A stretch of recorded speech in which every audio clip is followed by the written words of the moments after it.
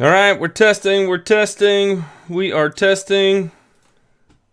Let's start this live, baby. We're going. What's up, YouTube? How is everyone doing this evening? Welcome to the live stream. I'm going to tune on over here just for a second to make sure everything is working correctly. We got lingering in the background. Testing. Hey, we got sound. Everything's looking good. Woo!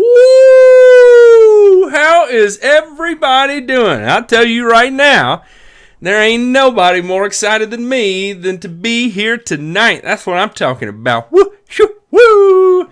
Welcome to the weekly lawn and garden show. For those of you that are just tuning in for the first time, this is the show I like to do on Sundays. I try to do them weekly when I can. However, here recently, I have been wicked covered up with work, so I have not been able to do the live stream. So, forgive me for my week hiatus, but I am back. Lushy, what you doing, boy? I got my eyes on you. You better cut it out. We ain't going down that road, you know what I'm saying? You got save that money for the GIE, Lushy. Save it for the GIE. Look at here. All right. So, for those of you that are just tuning in for the first time, this is the weekly lawn and garden show. My favorite topic is turf grass. That's where my background lies, is turf grass management. I've worked everywhere from golf courses all the way to residential lawn care. I kicked off my career in Memphis, started at True Green, of all places.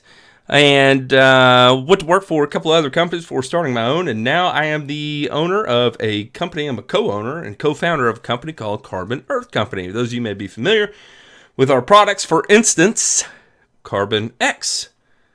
Now X Green. And soon to come X Start. We're getting into some people's hands now to try out. For those of you that are looking for anybody with any experience with X Start, I am going to point you over to one of my favorite places and companies to work with in the United States. Everybody go check out this video and learn a little bit more about what goes on with X Start. Now, we've got all that out of the way. Oh, like I said, I prefer to talk about turfgrass. However, we can dive into some ornamentals. Probably not a whole lot about agriculture. I can send basic theory and applied science behind it, but I cannot get super too deep into it. We're going to move on to that part of the show I like to call the roll call. We're going to give a big shout out to all my regulars and any new faces. For any new faces that are in here this week, type on into the chat. Let me know if this is your first time seeing it. I would enjoy to see who is new here. We had Gibby coming in first. Everybody lock it in. Gibby was first. Lushy was second. There we go. T-Weave in the house, in here like a hair in a biscuit. Richard Nettles, what's up? BB Camillo, thank you, sir. I'm glad to be back. Eric Von Waddell is here. B-Town's Most Wanted. St. Louis, Long Guru, from way over there in St. Louis, just north of Memphis a hair. Terry Finch is over here doing big things. Jason G's going to try to make it if he can get his kids to bed. I know the struggle. I just got done putting my kids to bed and getting a haircut. All before I was able to come live. Not too bad. Big shout out to my wife on that one. Thank you, Sami. You the best. Baby, you the best. Baby, that's Drake. My bad. I don't know where I went down there.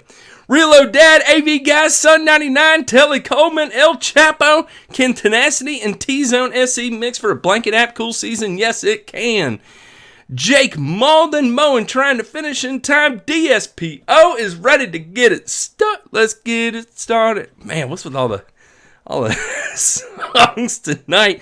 Strike It Rich is here. Social Support is hanging on over there. Robert Butler, what's the best way to get a handle on poetry? Have some heavier spots, a lot of scattered small areas throughout the lawn and spreading. If you want to try something with it and you've got budget to burn, go get some Zonerate. I don't think there's really a perfect mix to get it, but Zonerate may be your best bet. Xonerate. Xonerate. Other than that, have fun with your glyphosate and reseeding. Cade Carter is in the house. Gixer, all the way over from the UK. How are you, sir? Glad you made it this evening. Can I spray propiconazole while overseeding? Yes, you can. Absolutely. Chris, what? paying for that armed escort. That's what I'm saying. Chris, what? Cade Carter says, Matt, a local landscape supply here in central Indiana has a fescue blend containing around 80% Titan RX tall fescue. Have you had any experience with this cultivar? No, not specifically, but I do know that is a good cultivar. I cannot remember who manufactures it. Is that Mountain View Seeds that does Titan RX? No. Titan Fescue? I still don't know who grows that. I'm pretty sure it's not Titan Fescue that actually cultivated that. I think that's just where they go with it. But it seems like I remember from the NTEP trials that Titan RX is very highly performing. Let's see if I can come up with anything just real quick on the NTEP sheet. Actually, here's what I'm going to do. I'm going to go ahead and copy this link, and here is a heat tolerant data sheet for Titan Fescue. These are the NTEP plots in Griffin, Georgia. So growing fescue in Griffin, Georgia ain't easy. There it is. Loving that X-Start vid shout out. What's up, Katie? Thanks for tuning in. Garrett Scott. Who else we got in here? The Lawn Fix. Eric Ellis says, man, we're just going to jump right into the questions here. We're going to jump right into them. When is it appropriate to apply Barricade at a rate of 0.23 ounces per gallon? Instructions for warm season grass just say apply between 0.15 ounce and 0.23 ounces per gallon. Is 10 ounce yearly maximum per acre or 1,000 square feet? So 10 ounces would be, that is definitely not going to be per 1,000 square feet. That is going to be your yearly maximum, but I'm pretty sure it's higher than that. I think the yearly maximum is 24 ounces per year. If I'm trying to go off the top of my head here, so I may be wrong, Garrett Scott, but I would check. So you vary your rates there depending on where you are growing grass. What is your zone, right? And how much weed pressure do you have actually existing in the property? So if you're going from complete and total scratch where you've got just an absolute abnormal number of weeds, and you're trying to get down your pre-emerger to get control of it, then you want to run a higher rate. Or if you know you have bad goosegrass infestation and you're trying to get that carryover into goosegrass germination season, which is much later than crabgrass, you may want to run highest maximum rate in a single application. So you vary it based on overall weed pressure, the types of weeds you're trying to get, and the duration. So the higher the rate you apply, the longer the duration of the pre-emergent. Now, you have to remember there's some things you have to take into account, right? So what you don't want to do is club all the roots of your existing turf grasses. So that's why they give you some variability as far as what actually works in the short term, what actually works in the long term. But you have to understand that with each higher rate that you apply, there's a certain amount of inherent risk. I can't give you the specifics of it because it varies too much from property to property and even regionally where and how you apply it. I hope that helps. Gabriel Jordan says, I have Carbon X, but nothing with phosphate for an overseed. Can I use phosphites instead? No, you cannot. Phosphites do not work like phosphorus in the plant. Phosphite is a different thing. It is, excuse me, it is just not the same. We will have a starter fertilizer coming out with phosphorus. However, if you are, just because a starter fertilizer contains phosphate doesn't necessarily mean you need to apply phosphate. So pull a soil sample, see exactly where you stand, see what your suggestions are for how much phosphorus needs to be applied, then determine whether or not you need to apply phosphorus with your overseed.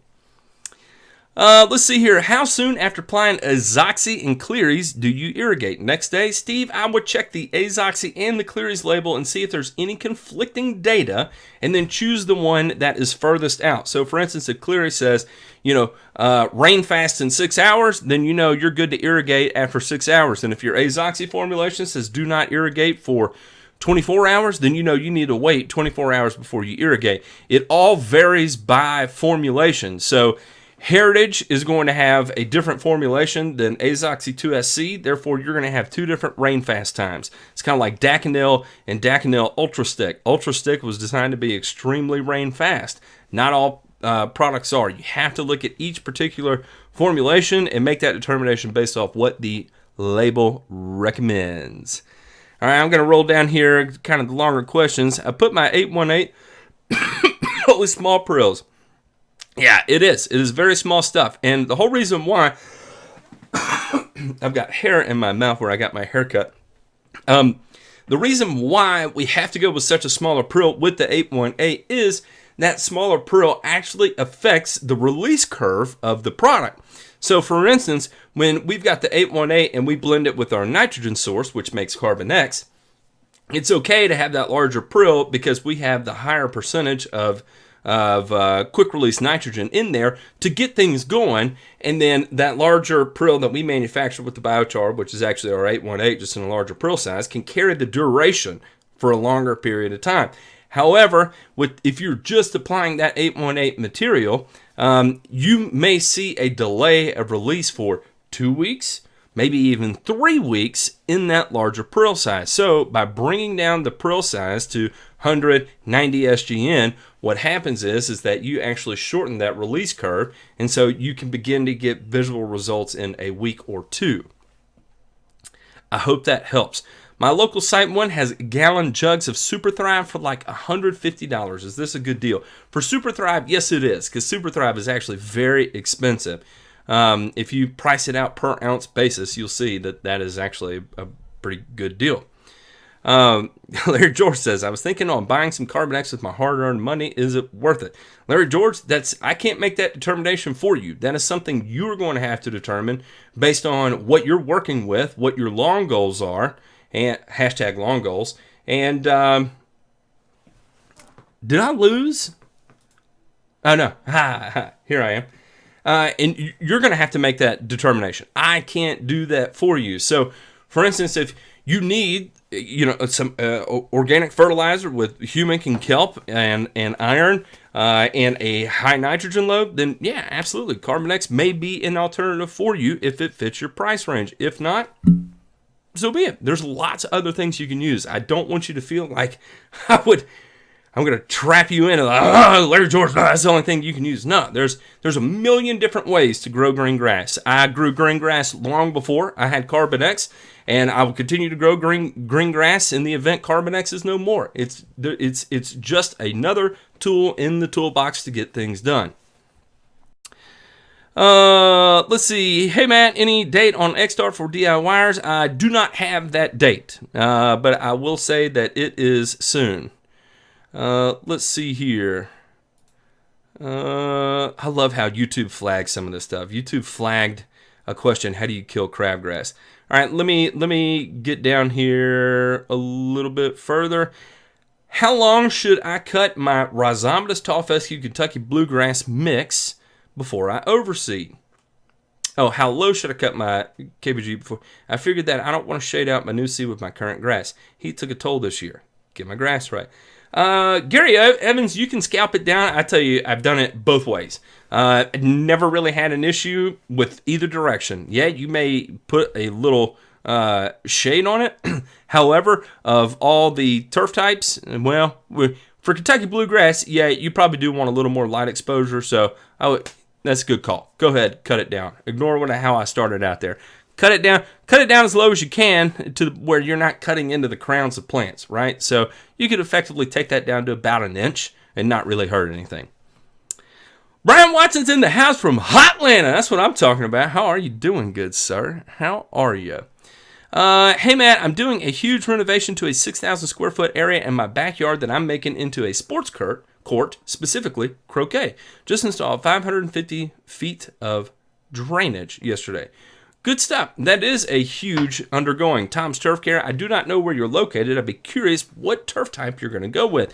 If you're going for croquet, I would recommend getting you a sharp reel mower.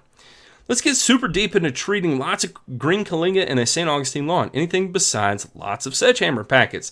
Yes, Strike It Rich. In fact, I would never recommend you ever use sedgehammer halosulfuron to treat green Kalinga. There's lots of other products out there that do much, much better, especially in St. Augustine. The first one I would recommend would be Solero imazosulfuron. It contains the midazolinone chain, also seen in imazaquin, which was Image, which was great on sedges.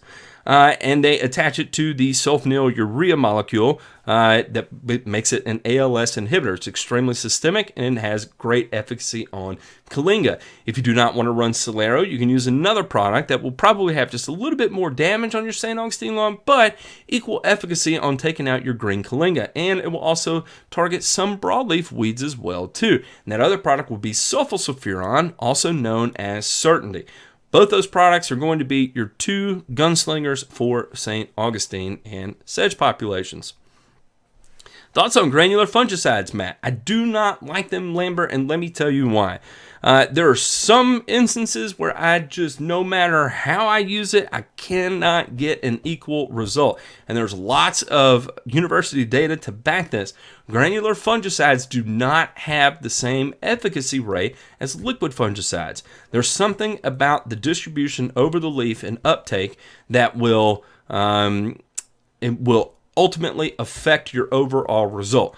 You can get similar results with granular pre-emergent, but you cannot do the same with granular fungicide. So 100%, without even any instance of reservation, recommend liquid fungicide over granular any day of the week. However, it does add a bit of complexity to the application. Also, expense too, because it may be a higher upfront cost to acquire a liquid fungicide in bulk versus a granular fungicide, which is designed to treat 5, 10, 15,000 square feet. I'll be growing bentgrass. There we go. Woo! How can I give myself the best chance to have the turf do well? Okay, so if you're doing bentgrass and croquet, we're talking about traffic. I would mimic this like a golf green. So what I would do is I would do a sand base and grow your bentgrass on sand. That way you have complete control over your fertility. Push when you need to push and back down when you need to back down.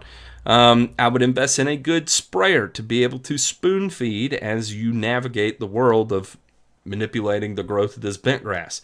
I doubt you're going to take it down to green heights, but it should be pretty close, maybe like 0.15, maybe 0.18 during the summer, maybe even 0.2 during the summer. So yeah, I would totally go sand, just me personally. However, understand that with sand, it is going to up the level of complexity of maintaining it. But that will also give you your greatest overall result if done correctly. Applied X green yesterday, messed up and applied a half pound of N instead of 0.25. More upset I didn't buy a second blade to apply it to the rest of the yard. Well, the good news is that you're not going to hurt anything by applying a half pound of N from X green at all. You're in Maryland, it'll be 80s during the day. Yep, you'll be okay. You can totally establish it then. We actually established bentgrass greens here in Knoxville. This was back in 2007, 2008, and at the last week of August, and that was what was that? P93? Oh no, I'm sorry, L93 bent. So yeah, it can be done. I wouldn't worry about it too much. Trying to remove Bahia out of Bermuda. Applied Celsius and MSM. I hear my son crying in the other room. Applied Celsius and MSM, cutting it 1 inch. Any other things? Try short of Gly. Super Superac, if you are applying Celsius and metsulfuron methyl to Bermuda grass and it's not killing your Bahia grass, something is wrong. There is something really bad wrong. And if I had to guess, this is just totally wild guess, if you're 100% certain your sprayer is calibrated correctly, that would be the first thing I would check. Mark off 1,000 square feet, spray it, measure how much actual liquid you used, and then add that amount of material for 1,000 square feet to that amount of liquid to treat that area. That way you're sure you're getting down the right amount of active ingredient. At first thought, if you're doing that, you're totally getting down the wrong amount of active ingredient. Something's up with your sprayer, or it's calibrated incorrectly, you're walking too fast, something of the sort. If that is not the case, I would check the pH of your water. If you have ultra low pH water and you're trying to spray Celsius and MSM, it may be knocking down the efficacy of it because in a low pH solution, ALS inhibitors, it will reduce their half-life tremendously, exponentially even, to the point where it may only be effective for an hour or less before it becomes inert material. What do you suggest for zoysia grass seed? Cole Crawford, I do not have a lot of information or experience with zoysia grass seed. However, I was sent some information about compadre zoysia from another viewer, and they were talking about incorporating tall fescue into it and saying it had a good blend. However, I personally have never done that, so I'm not going to be able to give you a whole lot of information. I would say any zoysia grass seed is going to be about the same because there's not a lot of variety out there right now. They're all performing about the same according to the data sets that I've seen. Have I used the right standard? No, I have not. I've never used anything by Right. Not to say I have any negative feelings towards them. Definitely, I think they've got great equipment. And from a professional side of things, I know they work with guys that mow lawns to understand which improvements they need to make to their machines before they release their next models. I love that interaction with their customers to determine what changes they're going to make to the actual product. So anyway, that's all I have to say about it. I never mowed yards for a living, so I just do not have the experience on mowers that a lot of the other guys do. If I mix quinclorac, 2,4-D, tricopyr, tenacity, and Hennessyl fentrozone, will it stress the grass too much? As long as the test mix doesn't turn to flubber going after multiple type weeds, tall fescue. No, there's actually nothing wrong with that mix at all. I've run that many times, and it will stress the grass, but you will be fine. Hey, Matt, have you ever heard of hydrochar? Is it different from biochar? Tilly Coleman, I have not, but upon first sound, hydrochar sounds like activated charcoal, because what happens if you take biochar and then you blast it with steam, lots and lots and lots and lots and lots of steam, you clear out all the ash content in it, and you have this super reactive adsorbative material, and basically that is activated carbon, activated charcoal. As far as hydrochar, it sounds like water is moving through it, and to me that would sound like it is something that would, like, it would be a process that would make activated carbon. I'm looking right here at hydrochar. When char is made by hydrothermal carbonization, a process where biomass is heated at a temperature range of 200 to 300 C in the presence of water, and is comprised of two phases, liquid and solid. No, but I will say this, where I do not like it right now is the low temperature product. Low temperature typically can, it's going to alter the characteristics of the biochar, and usually if it's made at less than 500 C, it actually doesn't qualify as biochar. I think that's why they're calling it hydrochar. So I would not be certain that the cellulose, lignins, proteins, all that have been broken down that exist in it. So I would have to do more digging into the study that I found right here and find out what the carbon content is, what surface area is, and how that would relate to like a normal biochar. So, sorry, don't have a whole lot of information there, but you are going to send me down a wormhole. Thanks, Telly. When are Gibby and I going to get to host when you're away? I don't know. I'll think about that, Lushy. I really will. D's Diamond Shotties. That's what's up. Applied solitaire this morning for green Kalinga, and we obtained a brief shower here in Georgia this evening. Am I still good? Yes, absolutely. You will be perfectly fine. Thank you, Matt Fouché. What is your favorite kind of pie? I would have to say, if it's just purely a pie, it's got to be key lime pie. It's got to be key lime. Matt, are the chest hair sandwiches free, or do we pay extra for that? Eric Ellis, I apologize. I did miss you, but feel free to ask the question again. What would you recommend for a non-overseed approach, Poa annua or for the fall? What? I hit seeds. I do not understand what you're asking. If you're asking for an approach to control Poa annua and overseed in the fall, so what I would do is I would get down like an application of ethofumicate early, and then at the later end of fall, probably into the point of actually dormant seeding fescue or whatever cool season grass it is. Reword that question. I just do not understand what you're asking there. Eric Ellis says, hey Matt, I had a soil test done in May, kind of late, but it said my phosphate potassium levels were very high, excessive. With that being said, does new grass seed even need starter fur or just in? Perfect example right there, Eric Ellis. You pull that soil test, you're high in P and K. No, you do not need a starter fur. You just need to apply in. So pick your poison. If you're on a cooling trend, you may be able to revert back to urea or ammonium sulfate. Just apply in, call it good, keep going with it. Pull a soil sample, strike it rich, a soil sample. I bought a mixture of Kentucky Bluegrass, I think it was Midnight Blueberry and a couple of others 2 years ago to overseed my lawn and had some left over. Will it still germinate for a small renovation this year? So it probably will, Anthony Lawson, but only about 60% will germinate, maybe 80% will germinate. As a general rule of thumb, you're going to lose 10% a year, maybe, somewhere in there. So if it's 2 years, well, if you got it and it was 90%, and then by the end of the first year, it'd be at 80%, and the end of the next year, it'd be 70%, so something like that. So, yeah, it'll still germinate, just it won't be as uniform as it would be if it was quote-unquote fresh seed. Rich Proto asks, if I were to mix Speed Zone and Tenacity, should I use a surfactant? Speed Zone and Tenacity. Tenacity requires that Speed Zone says anyone can cause harm to new lawns. I would probably not, because Speed Zone is an ester-based formulation. So, in terms of penetrative power, any kind of penetrative power required to get into the plant by Tenacity will be met by that Speed Zone. However, are you really going to hurt anything if you include a surfactant with it? No. It will cause harm to new lawns in terms of discoloration. It doesn't necessarily mean you're going to be killing the grass. But me personally, I wouldn't. Just in my opinion, it'd be a waste of money. What's the best way to rehydrate extremely dry clay soil? Just got a real soil probe and find the results are disconcerting.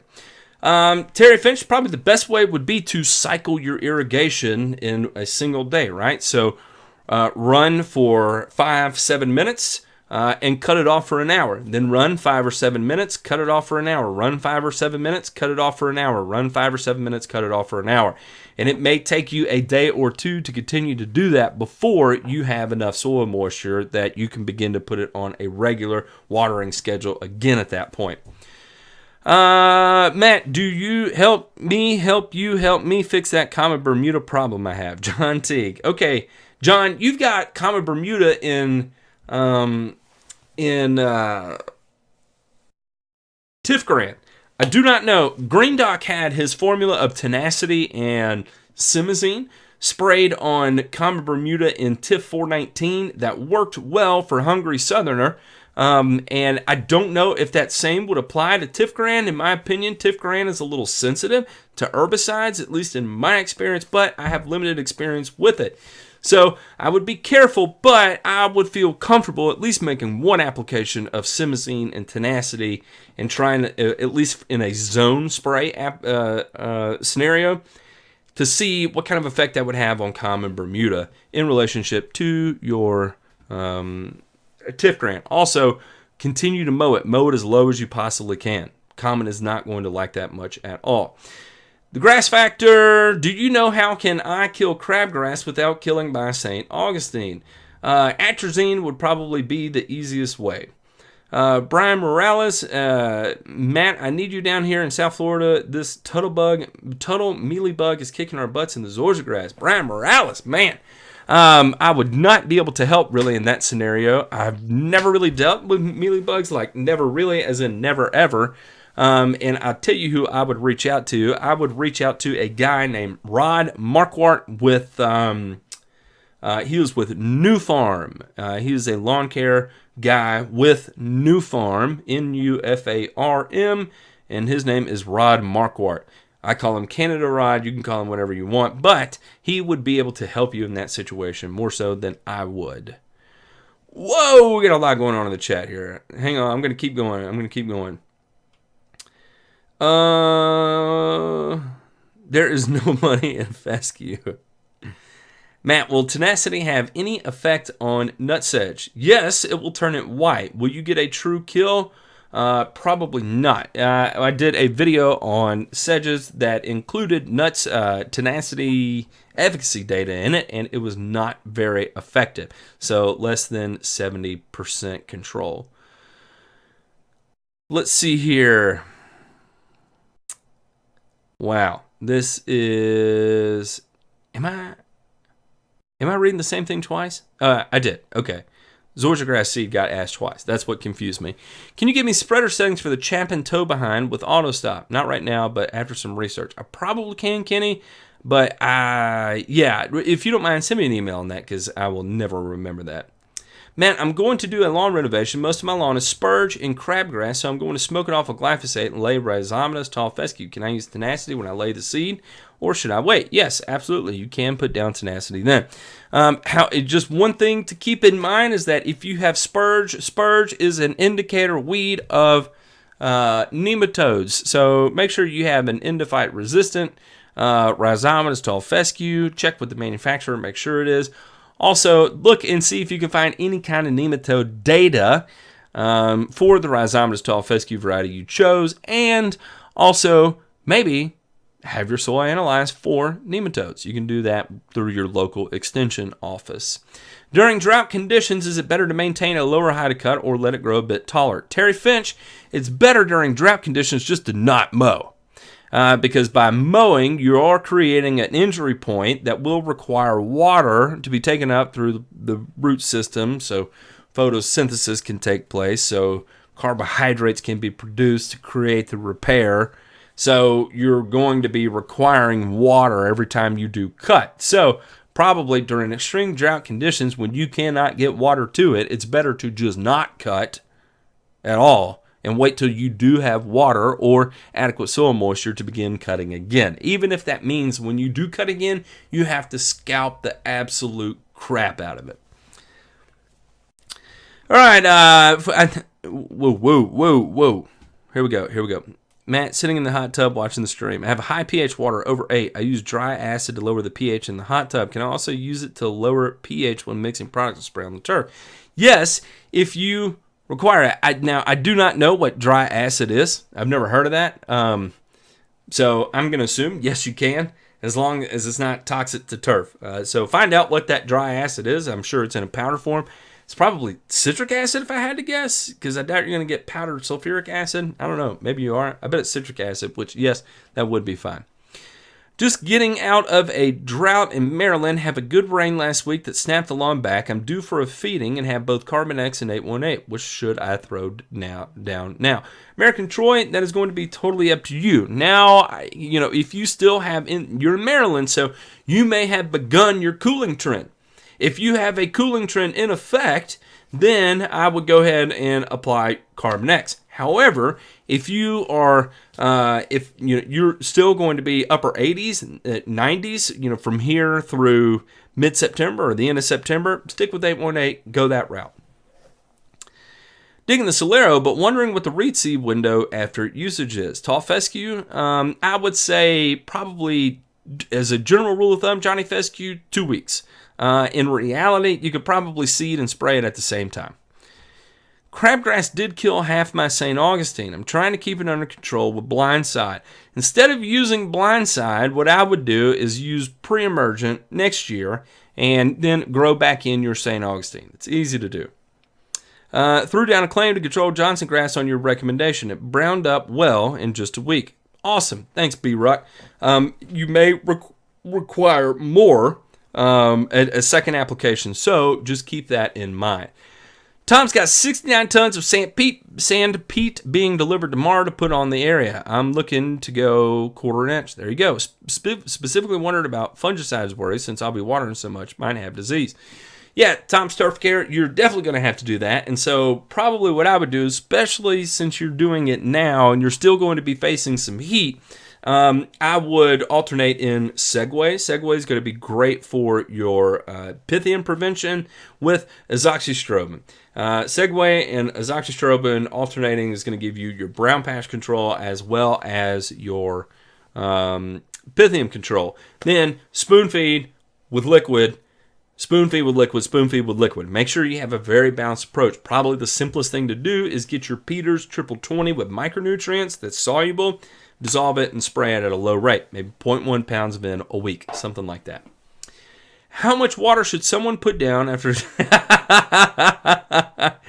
Jason G, buddy, I mean, you're going to have to flush it pretty good, man. I'm going to say you need to get down at a minimum of an inch right now to try and flush some of that out. A minimum of an inch. And probably, realistically, you're probably going to need to go like an inch a day for a few days to try and flush as much of that out, because that is just a super high rate. Hi, Matt. I would like to overseed in the fall my Bermuda turf. What sort of schedule would you go with in terms of seeding, pre-emergent, transitioning in the spring? Do you recommend doing this? No, Matt G. I do not recommend overseeding your fall Bermuda turf unless you're talking about overseeding it with perennial ryegrass. If you are going to do that, yes, you can. And if you do apply perennial ryegrass, I would let it come up. Do not apply pre-emergent until you've gotten 2 cuts on it. Then apply your pre-emergent. You'll be fine then. Transitioning in the spring, April time frame before you really transition hard into peak growth. So while the Bermuda is just starting to make its way out of dormancy, spray out the perennial ryegrass early. Spray it out early. The earlier you spray it out, the less effect it will have on your Bermuda during transition. If you spray it out too late, it will affect transition much more aggressively. So spray it out early, deal with the ugliness for a couple weeks, and then work on pushing on filling in the rest of that Bermuda. If you have compacted clay soil in areas around a newly built house, how often is too much when applying Aerate? John Cruz, I do not know the question to that. I will probably reach out to one of the Greene County fertilizer guys. Matt, about to renovate about 2 acres behind my house, and I'm wondering what type of seed to use. Not my main lawn, no irrigation, and looking for low maintenance, cool season. What seed do you think? If you do not want to mow it, I would probably, and you can support the temperatures, probably fine fescue would be your way to go. Fine fescue does not like to be mowed. So you can let it get to 8, 10, 12, 14 inches, cut it once a year, late in the fall or at winter time, and just call it good and let it do whatever it's going to do in the spring and the summer. You could probably get away with cutting it just twice a year, and it would be perfectly okay with that. Hi, Matt. Using herbicide over 95F, slowing down grass growing a couple weeks. Absolutely, it will do that. I would try and target it really, really early in the morning or really late into the night to make sure you are under 95 degrees. Because I'm not sure what herbicide you're using, but clearly you're using it on Bermuda, and you're probably using a sulfonylurea if I had to guess, and especially in high temperatures, it's going to regulate your growth very aggressively. Matt, thoughts on adding a product like Grounded from Helena or Dispatch from Aquatrols to my mix with my spectacle this fall? They're supposed to help keep the preem from leaching and keep in soil profile. Is one better than the other? Phil Sullivan, my honest answer on that is that do not waste your money.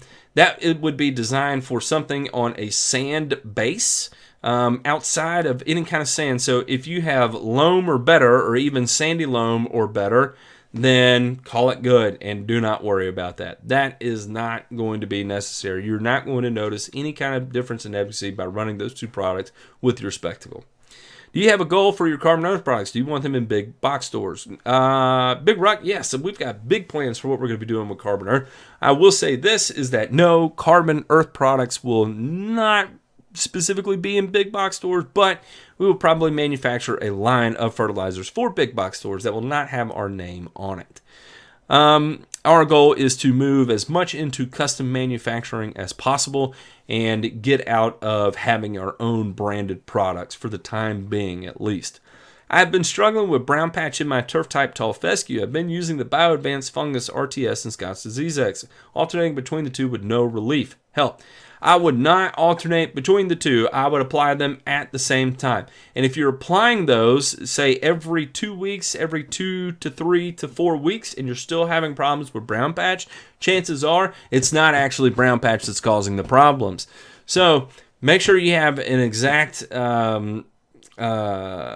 diagnosis on that, because I don't know if you've seen my video, Chris, on Pythium, where when I was first out there, I identified it as Pythium, sprayed the yard with Azoxy and propiconazole, and got a phone call a few days later that it had spread throughout the entirety of the yard. Came back and looked, and had huge rings and just big, nasty, bright orange damaged areas. And when I saw that bright orange, I knew immediately it was Pythium. And then I applied a Pythium control with a max rate of Azoxystrobin, and it cleared it up in a matter of a week. So if you're applying that and you're applying them at max rates in the proper timing period, and you're still having the issue, chances are you're not dealing with the disease you think you've identified. What product and technique can I use to kill Bermuda grass and rhizomatous tall fescue? How much of a ding can I expect the RTF to receive? It could take a huge ding, and I would probably use a combination of Pylex and Acclaim, or Pylex and Fluazafop. Also would be Ornamac over the top. Combine those two. If you're concerned about the white, you can add Triclopyr to that. But you can look at my Pylex videos, follow the same blueprint as doing it. However, I would now, at this point, I would probably go ahead and add in the Fluazafop or Phenoxyprop. Huntsville, Alabama put out 30 pounds of zoysia seed in June. When would you stop pushing growth going into the fall? A pure superphosphate and low nitrogen is working well so far. I would probably stop somewhere before, probably somewhere around the end of October.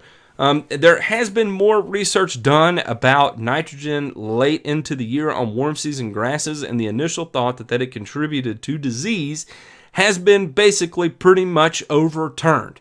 So what started out as the idea that it did contribute to disease, now they're kind of saying, well, actually, probably not. So I wouldn't get a whole lot hung up on that, but I would continue to apply until you see growth really beginning to back down. And I would say by the end of September, you're going to see pretty significant reductions in growth, maybe even to the point of no longer growing at all, and then you can stop your applications. When you say dormant seeding, what would your time frame be for central Massachusetts area? Barry Kavanaugh, I honestly don't know, but I'm guessing. I mean, this is just purely a wild guess. I'm guessing like October, maybe even end of October, something like that. Whoa, we jumped down to the bottom here. Matt, thoughts on... Oh, wait. Second question. My local supplier recommended Saccharomyces cerevisiae soil amendment, which is a yeast extract. I asked for humic acid and they gave me that. Did I get hoodwinked? Okay, so they sold you a bacteria in lieu of a humic acid. So let me tell you a quick difference between the two. Hang on, let me make sure this is a bacteria because I'm not familiar with this product. Is a species of yeast instrumental in winemaking, baking, and brewing since ancient time. So I'll tell you exactly what that is, and it is brewer's yeast. Did they hoodwink you? Yes. Humic acid will naturally stimulate the increase of bacteria and fungi in the soil. And it does so in a very balanced way because you're not applying just one particular bacteria and allowing that to bloom, because then, what are the natural predators that are going to bring that down into balance? So applying brewer's yeast, yeah, it may do something, and especially if you're only doing it once, twice a year, something like that, it's not a bad thing. I don't want you to think you're doing anything bad. You're not. But when you ask for humic acid, what you're asking to do is to bring everything up instead of just one up. So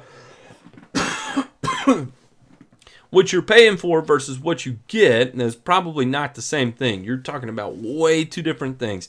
You're asking one specific species of yeast to do everything that an organic carbon-based acid would do. It just doesn't work the same way. For 311 day next year, will Carbon Earth make a 311, a 311-0, a 3011, or a 0311? I think I would have to go a 311 Future Former because I could do that easiest. I would have to do that for 311 day next year. And I tell you what, I will send you a bag of a 311 for 311 day next year. We're going to write it down right now. Future gets a bag of 311 for 311 day next year. Just creatures for a wow Omaha styly. I'm going to overseed this fall, but glyphosate out of the POA spot and glyphosate out the POA spots and dormant seed over that in November. A dormant seed during late winter when most of the snow is melting, big snowstorm is predicted. Others are warming up their snowblowers. I'm walking around seeding. This year will be a double dormant seed. Okay, I think what you're saying is that you're going to overseed, let POA come up, and then glyphosate them, and then dormant seed them in November. That sounds like it would work. I got no issues with that. That's a good way to do it. I want to concentrate strictly on POA annua without overseeding this year. What would you recommend for this upcoming fall? Okay, I hit seeds. This is easy. I would apply ethofumicate twice in the fall, and I would probably mix one of them, one of your ethofumicate applications with something like either dithiopyr or prodiamine to maximize the amount of control you get over your POA annua.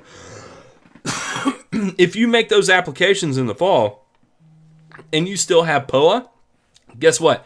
You're dealing with POA trivialis, not POA annua.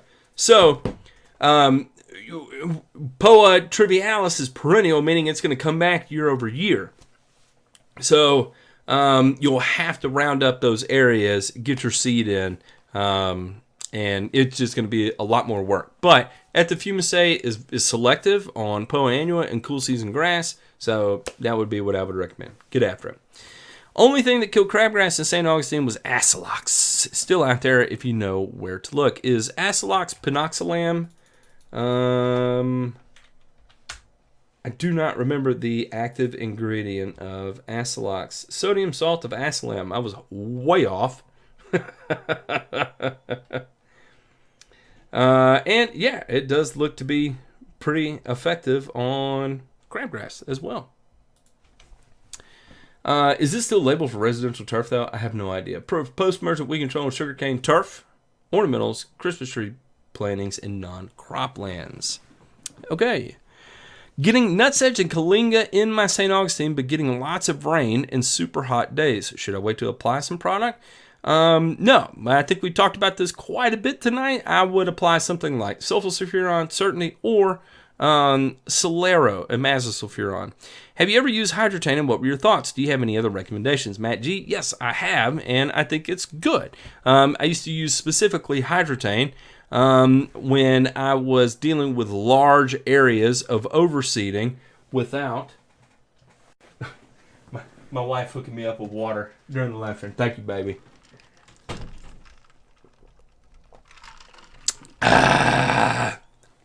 Much better. When I was doing large overseed projects, I would use hydrotane. It just worked well. Is there anything better than hydrotane? No, probably not. I think at some point you're kind of just spinning rubber, right? So you have to think about what hydrotane is. It's a polymer. There's lots of other polymers that are out there. Is it going to be any better than the others? I don't know. Probably not. They're all going to work about the same. In terms of combating dry spots, there's tons of things that are out on the market, like Duplex. Yeah, I mean, there are just so many options out on the market when it comes to combating dry spots, and they all work exceptionally well. The ones I am going to start playing with is going to be HydroSmart. HydroSmart is pretty interesting in some of their like Hydra Titan, Hydra Stick, Hydra Push. They've got a Hydra Last. This is a 90-day soil surfactant. I mean, they've got lots of different products in here that look really, really interesting to me. So, yeah, HydroSmart will be where I begin to look. Hey, Matt, have you seen any natural recovery of Pythium or Pythium root rot? Is it pretty much a goner until overseed time? Turfside, Tall, Fescue, St. Louis. Mangoes as weapons. Oddly, yes, I have seen some natural recovery. How often does that happen? Not usually often. Usually it's just gone, it's smoked, it's toast. But I have seen it before. I have some nutsedge too. If I don't renovate because of my POA problem, just overseed instead, is there anything I can use on the sedge besides glypho that won't inhibit seeding in 2 to 3 weeks? You can apply sedge hammer at the time of seeding without ill effect. Now, that goes against the label, but I can tell you I've been in a pinch and had to do it, and it just works. Does Solera have the same growth inhibitor effects as imazaquin? No, it does not. Speaking of nematodes, if one has done a soil test that is positive for nematodes, how would a DIY homeowner take care of that? That is a really hard question because you're going to have to apply Exteris. And it is going to be just expensive. I mean, that's just... It's just how it goes. Nematicides are all expensive, but basically what you would do is look up nematicide for turf, like Asgard, Nimzite. I don't know if all of those are, but I would trust any of the Indemnify. Here we go. This is a true nematicide, and I think that would be what you would have to apply. Put it in the chat there for you there, Jason Murphy. Matt, dry acid is sodium bisulfate. Sodium bisulfate is a precursor. Video went dark. What? I don't know. It's working on my end. Where did I go? Oh, sodium bisulfate is a precursor that when it reacts with a high pH solution, it creates sulfuric acid. So just be careful when you add it to your high pH solution because, that is going to alter, very, very, very small amount is going to alter the pH in a very big way. So just be careful. Watch out for any kind of exothermic reactions. But yes, you could use it and just check your pH very frequently as you add very minute amounts to it. I have a 1-year-old Kentucky Bluegrass sodded lawn. Looking good, but seems to need more water and fertilizer than turf-type tall fescue like I previously had. Trying to decide to overseed Kentucky Bluegrass or Kentucky Bluegrass turf-type tall fescue mix in Missouri. I would probably just keep it Kentucky Bluegrass. And it looks like it needs more water and fertilizer than turf-type tall fescue. It probably does, yeah, because in Missouri it can be hot. So, are you going to sacrifice aesthetics by incorporating turf-type tall fescue into it? And that's just the way it is. So, if you're okay with that sacrifice in aesthetics, then yeah, you can totally do it. But if you do like the aesthetic of the Kentucky Bluegrass and you're okay with the higher maintenance intervals, stay just Kentucky Bluegrass. How much potassium is too much for Kentucky Bluegrass at the end of the season? There are reports of high potassium equals spring fungus. Yes, that is the case, especially for snow mold with potassium in the fall. So I would say too late would be when the plant no longer takes it up, right? So your potassium uptake is going to be dictated by the nitrogen rate you apply, right? So if you do apply high potassium in the fall, make sure you're also applying high nitrogen to get that out of the soil. So get it up, out, grown out, and done with. And typically, for every 4 pounds of N you apply, you're going to pull about 2 pounds of potassium out of the soil. So if you make an application of a 1/4 pound of potassium, you need to make sure you apply 1 pound of nitrogen to get that out of there. And for those of you that are wondering what we have going on at Carbon Earth, again, I'm going to bring this up. We have X-Start that is going to be coming out soon. We've got it in the hands of some pros right now that are going to give it the smell test, the results test, all that fun stuff. The only thing, we've got it on just a little bit of turf right now, and used it also in agriculture on our hemp field. So anyway, we just want to make sure if there's any kind of bugs with it, we get those ironed out before we go full scale with it. And if you would like to learn a little bit more about this X-Start product, I will tell you right now, I think a very awesome video that was put together by Picture Perfect Lawn Maintenance. Everybody, go check this video out. Subscribe to Jimmy, subscribe to Katie, subscribe to Brandon, subscribe to Lisa. They're like family to me. I love them to death. Go show them some love. Hit the like button on their videos, hit the subscribe button, and then call them every day and ask them where you can buy X-Start. They really love that and really appreciate that. That was for you, Jimmy. That was for you. Hopefully someone does call and ask, Jimmy, where you can buy X-Start. It's a little inside joke we have between us. Okay, let me get back to my screens here so I can make sure I know what I'm doing and saying. Hey Matt, missed the question of Carbon X or 818 now for Connecticut. It depends. If your temperatures are down and you're okay with nitrogen, then you can apply it now. Julio CS, thank you, sir. Thank you, sir. That's right. Yeast isn't a bacteria. What is yeast? I don't know. What is yeast? Brewer's yeast. A one called fungus. It is a fungus. Sorry, Striker Rich. I mess up that up all the time. Bacteria versus fungi. Let's see. Look at each other, helping them out in there. If I was able to drive deep roots in my Kentucky Bluegrass this season, will I be starting from scratch again after winter, or will I keep a net gain of root growth? So, yeah, you're going to have, there's a natural cycle to the root growth of all turf types, right? So, particularly Kentucky Bluegrass, during the winter, we'll say during the spring, you begin to drive roots, and then you get into peak summer, July and August, they get really shallow, and then in the fall, they begin to go down, and then it gets super cold and starts freezing, and you get frozen ground, and then they get really shallow again. So there's a natural ebb and flow. So the idea is that when you're in a period of stress, you drive the roots as deep as possible then, so that way you've got access to water, nutrients that may have moved outside of the normal soil profile. Because if you keep them just in the outer surface, just in the upper surface, it's harder to keep nutrients there for long enough for the roots to be able to use it, because they'll want to move a little bit deeper. But the roots aren't deeper because it's too hot. So they've shrunk up shallow, or the roots that were deep just died and deposited organic material there.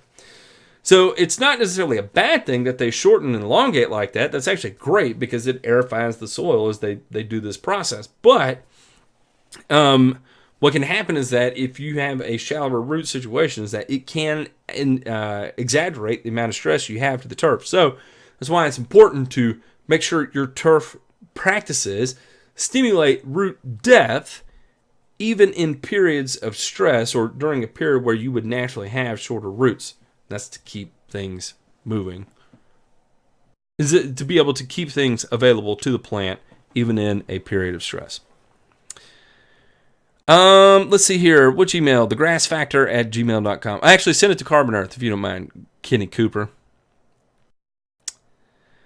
Been wanting to help my mother out with her yard, but she refuses to cut the grass above 2 inches, and I doubt we'll ever water. Any grass type you recommend for this type of lawn care? Transition zone. I would probably go ahead and go Centipede, Eric Ellis.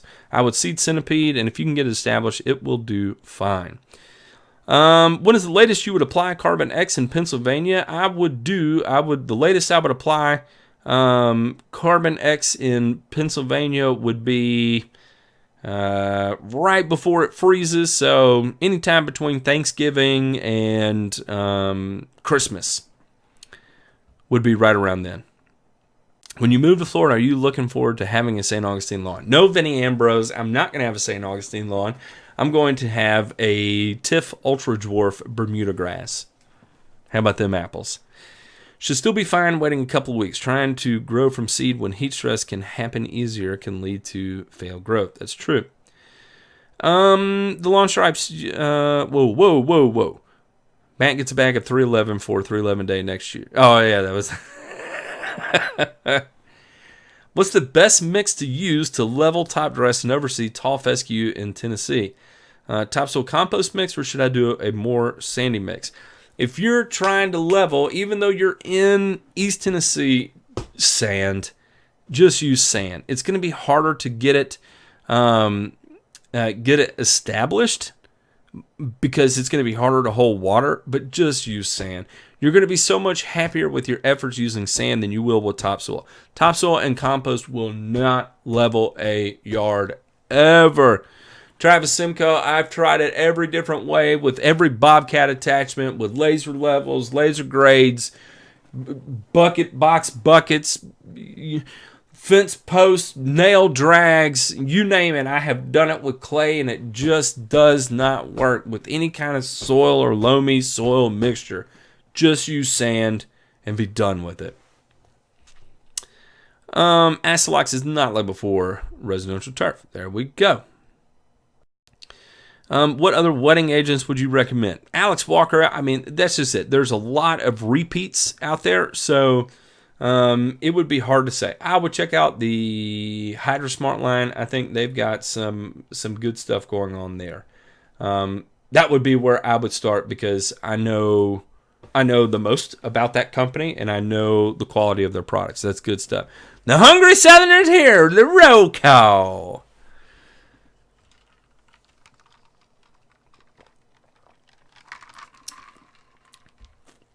Let's see here. Planted a 25-gallon container red point maple last week. Now about 10% of the leaves are yellow. Any recommendation to help with the transplant shock? Matt, just keep it watered and maybe do a little bit of fertilizer, but that's it. I mean, it's perfectly normal. Transplant shock is just that. It's just transplant shock. It's usually not long lasting. Let it do its thing and just be done with it and don't even worry about it. Jake the Long Kid in the house. I see him down here. What's up, brother? And the Silverback says hello. Hello, Silverback. Good to see you, sir. The Hungry Southerner, I don't think so. We don't need no deposits going on in here. Use very little in the hot tub. There we go. Less than an ounce for 400 gallons. Okay, so you're in the gram range. Maybe even partial grams for your spray tank. Need some advice? Sprayed some Trimec tank mix with dismissed to kill chamber bitter. Worked great, but the Bermuda is fried. Sprayed some Trimec tank mix with dismissed to kill chamber bitter. Worked great, but the Bermuda is fried. Any ideas whether it's dead or any hope for recovery? Yeah, it would definitely recover. It's just stunning. And it's probably due to temperature. It's perfectly normal. Give it some water, fertilize it real good. Give it a couple weeks. It'll be back to full thing. Stephen Kyoko, let me tell you this right now. When it comes to treating Bermuda grass, you're going to have to embrace the burn and return. There's no other way to treat Bermuda grass without the burn and return. You can ask Vinny Ambrose in the chat here. I've told people before when I give presentations, I built a career on the burn and return. It's just what it happens because of the way Bermuda acts. It just goes phytotoxic immediately, but it recovers just so quickly. Finally, a channel that Saving Green hasn't made toxic yet. Black Tooth, I do not understand that. I know who Saving Green is because he's also a big Tennessee guy. He's down there in Chatta, Vegas, my man. So I don't know what that means. Shoot me an email at thegrassfactor@gmail.com because I really want to meet the guy from Saving Green. I love it. I don't have a whole lot of time to watch everything he puts out, but everything I do see is really funny and I love it. So let me know. That's my dog down there in Chattanooga. I love that guy. Let's see. When should I apply the azoxystrobin? Before termination or after? Before germination or after. Also, best place to buy it. Segway. Can't find on Amazon. Okay, so I would apply it after germination because you want it to make contact with the plant, right? So if you want to purchase Segway fungicide, it looks like the best place to purchase it would be Chemical Warehouse. Yep, I found it at Chemical Warehouse. Just don't freak out at the price. It's $400 for a quart at Chemical Warehouse. All right, let's see here. Matt, how soon can I steal plugs from Tahoma 31 that was established from broadcasting sprigs? If it appears to be rooted down pretty well, I'd say you're good to go. If you can tug on it and you're not pulling it out of the ground, go ahead, start plugging it. Get vegetated. Get veggie with it. Why do I keep doing the song references? I don't know what's wrong with me. Hey, Ben Worthman, how are you, good sir? Matt, what is the waiting period after spraying Dismiss for seeding turf-type tall fescue? I believe on the label, depending on your rate, it's up to 6 weeks. 6 weeks. I hate the burn and return. Brown bag breathing. I love it. Do you have any brand preferences for pre-emergence in the spring? No, I do not have a brand preference. I have an active ingredient preference. And that's it. I mean, that's it. I prefer prodiamine to dithiapyr, but for no real other reason other than that's what I have the most experience with. But that's it. The Lawn Whisperer, you be careful out there, sir. Be extremely careful. Ever hear of Bermuda being grown up here in Ohio? Yes, I have the lawn stripes. Neighbor told me the school field down the street has Bermuda moving in. Kind of intrigued to see it.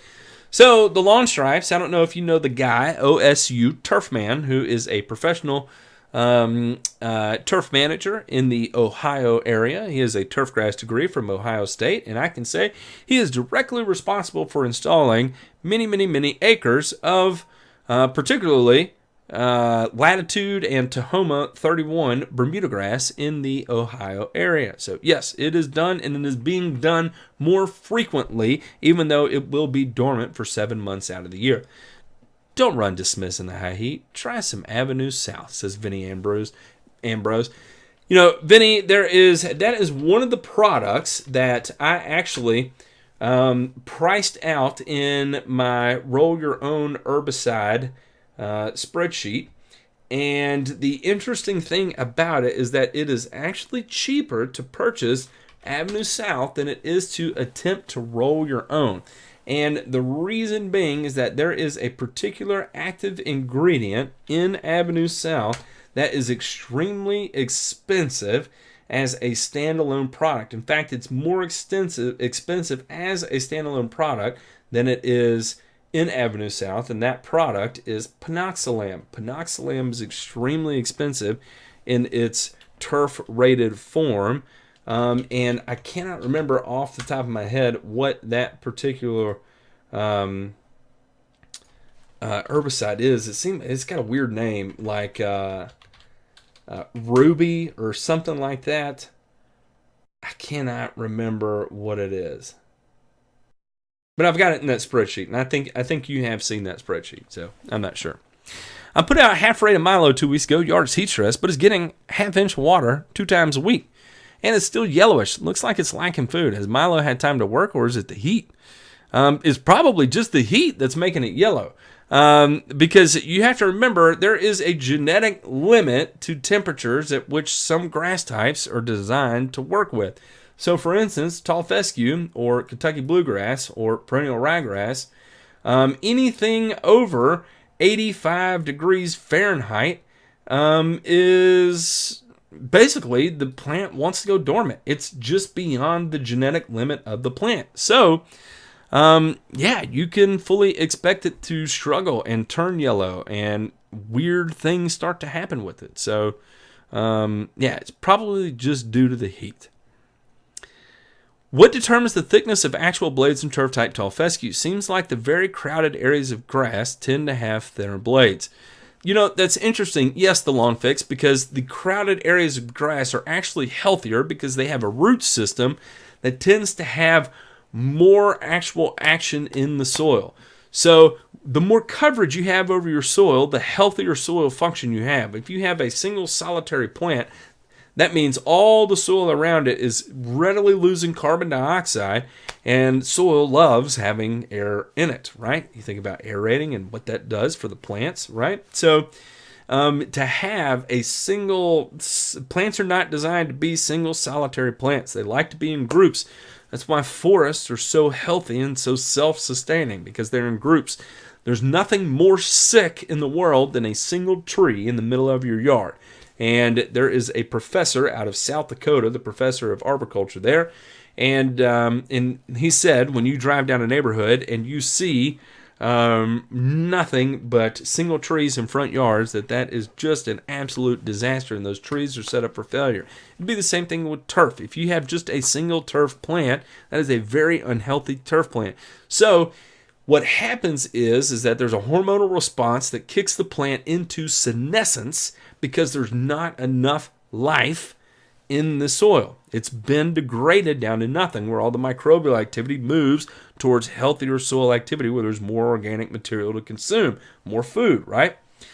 So as senescence kicks in, you begin to get that widening of the leaf blade, because senescence is basically the aging of the plant to the point where it's fighting death in a very consistent manner there. So to do that, to fight death, it goes as wide as possible to take in as much sunlight as possible, to make as many carbohydrates as possible, to give it the best chance of success in this crappy environment.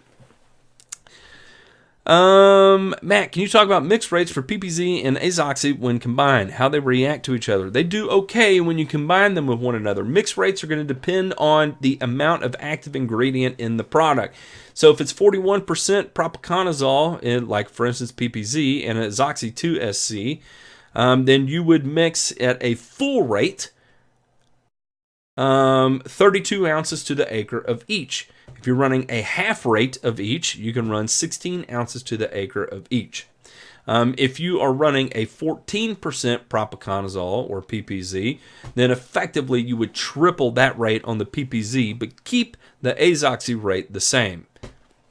Matt, what are your thoughts on, are there any Bermuda strands that can blend with common? Yes, there's lots of commons that are out there. So for instance, they call them advanced commons. So any of your seeded Bermuda varieties are actually common varieties. So you can seed any of your seeded varieties will blend with common well. How about that? Matt, what are your thoughts on fine fescue for regularly mowed turf? I have a super shady area in my backyard. I shared some photos with you recently, if you recall. Yep.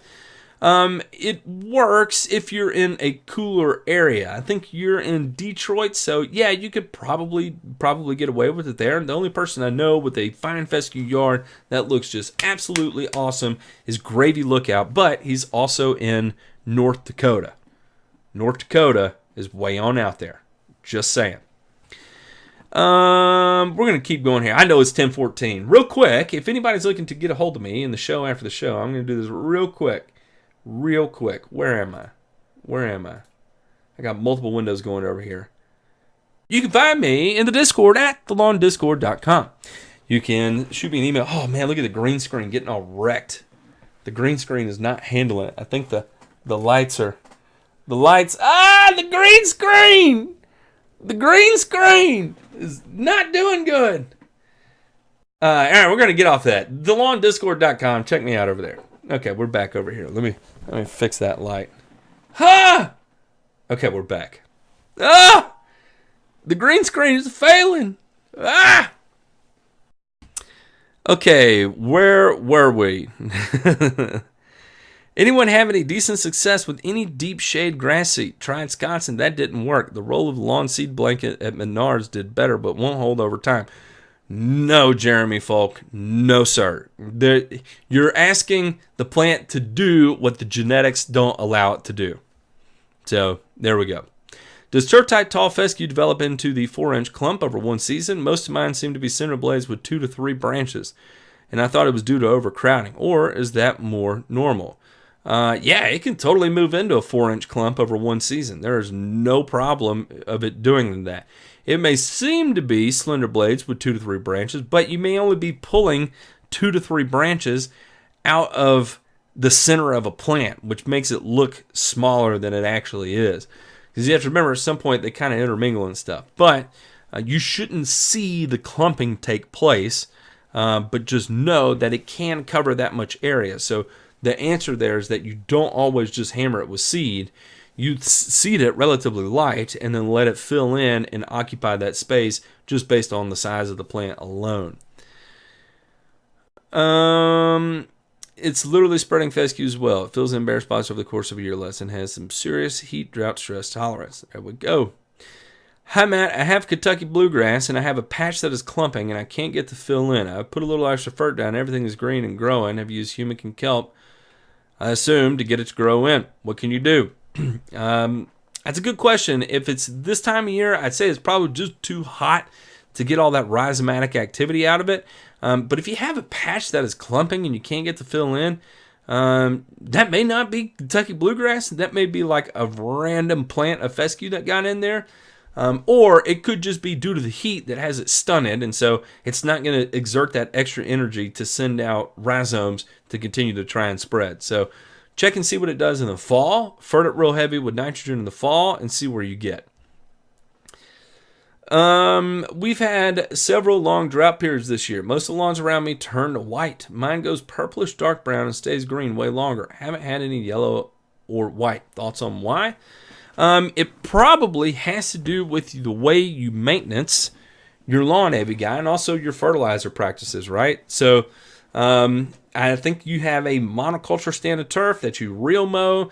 I would say you probably have an adequate fertilizer schedule. So I would say that's probably why. Why it goes purplish dark brown. I don't know why it goes that color. You'd have to send me a picture for me to be able to make that determination. I don't know.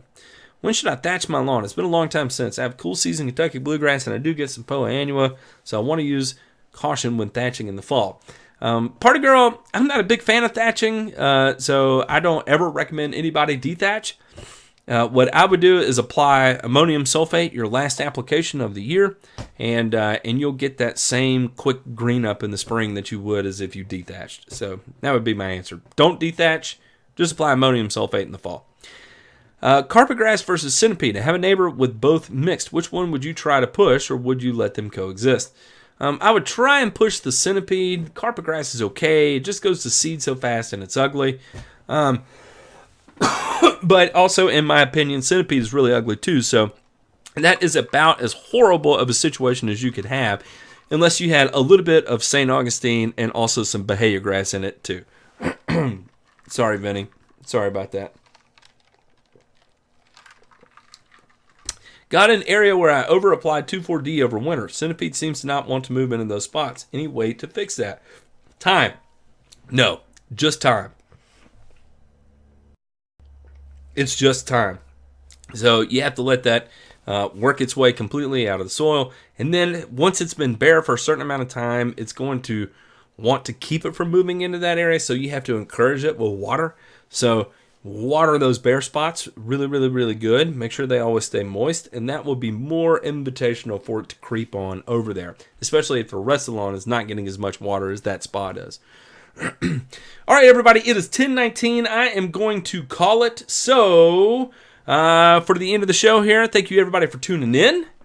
I appreciate you tuning in. I had a really good time tonight. If you would, please, I would like everybody to hop on over to my buddy, Picture Perfect Lawn Maintenance, and go show some love to these people. Absolutely show some love to them. They did a fantastic job putting this video together. I did not help them at all. In fact, I really gave them just zero feedback on it. They did it all on their own, and it's just beautiful. And they support what we do, and I can't help but just absolutely support what they do. They are the very first people on a professional level to apply this product. So they're going to be giving us a lot of feedback on it. Also, Paul's Prime Cuts is going to be giving us some feedback on it too. And of course, Alan and Pete will be as well. So that way, we know what to expect when it does go into, it'll give us a chance to iron any kinks before it does go into the full market there. So everybody go show some love to Picture Perfect Lawn Maintenance. Subscribe to them. And check out what an awesome job they're doing over there in their area. They've got a lot of great content. Katie is absolutely crushing it right now. So, yeah, it's just awesome. And if you haven't, please, if you could, subscribe to my channel too. Analytics say that there are about 52% of the people that watch my videos are actually subscribers. So if you haven't, do that, because what that actually does is that motivates me to want to continue to put out videos. I'm like, oh, hey, it's still growing. I might as well keep going. So anyway, there we go. All right, everybody, I appreciate you watching tonight. I hope you enjoyed the show. I will see everybody next week. And thank you for tuning in. And I think that's going to get it. Now, if I can remember correctly, I'm going to remember how to shut this down correctly. All right, everybody. Y'all have a good evening.